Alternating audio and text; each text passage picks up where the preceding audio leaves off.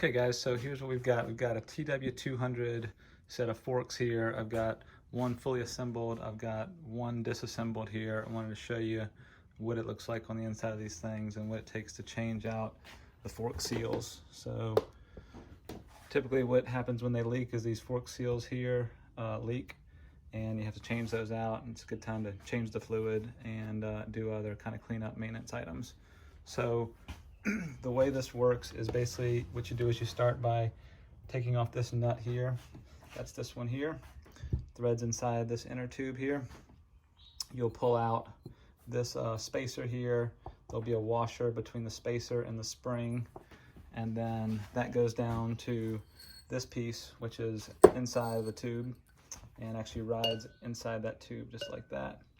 And this thing has a basically that kind of thing on the inside, and you may need to hold it to get this nut out here, but I was able to find that if you just hit this this screw with a air impact, it's like a 8mm, you can get it out of there. So that screw goes inside of that right there, and it threads into this thing, which is inside of here. This little aluminum kind of bushing goes inside here, and this actually rides inside that. But yeah, to take this apart, all you've got to do is hit that screw, that Allen bolt right there, 8mm Allen, with the impact, and it should break it loose and come apart. And then once you do that, then you can slide this tube fully out of that outer tube there. And then you just have the seals left, and those are typically already installed in there. I've already got the new ones installed in there right now. These are the old ones, but those are actually held in by this clip right here. So what you have to do, I tried to beat it out of there before I realized there was a clip, but all you have to do is just dig that clip out. There's a groove machined in here. Dig that clip out, and then those will come out. And then after that, the O-rings themselves come out fairly easily. I just used a wrench like this to get in here and pry those out. And I actually used one of these old, this is like something from an epoxy kit. It's just an old hard piece of plastic or a credit card or something. I find that works better than a shirt or a towel or something like that.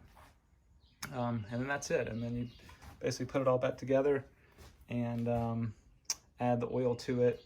I've got some fork oil here that I got at the Yamaha store, at the motorcycle shop, Yamalube, 10 weight oil. I weigh about 165 pounds, so I figured that was about right for me. You could get a heavier one if you're heavier, or you want a little bit more damping.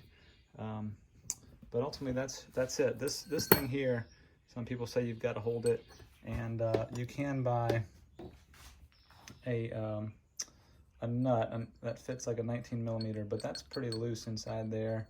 And then in theory, you could get that with a socket on the back end if you did need to find a way to hold that. This is a nut that I actually got at Lowe's, and I actually shaved down the sides of it before I realized that I didn't really need that, and I could just hit it with the air impact, and that would take that bottom nut out pretty easily. Bottom bolt, I should say, 8mm bolt on the bottom. But that's about it. Pretty simple system, and let me know if you have any questions.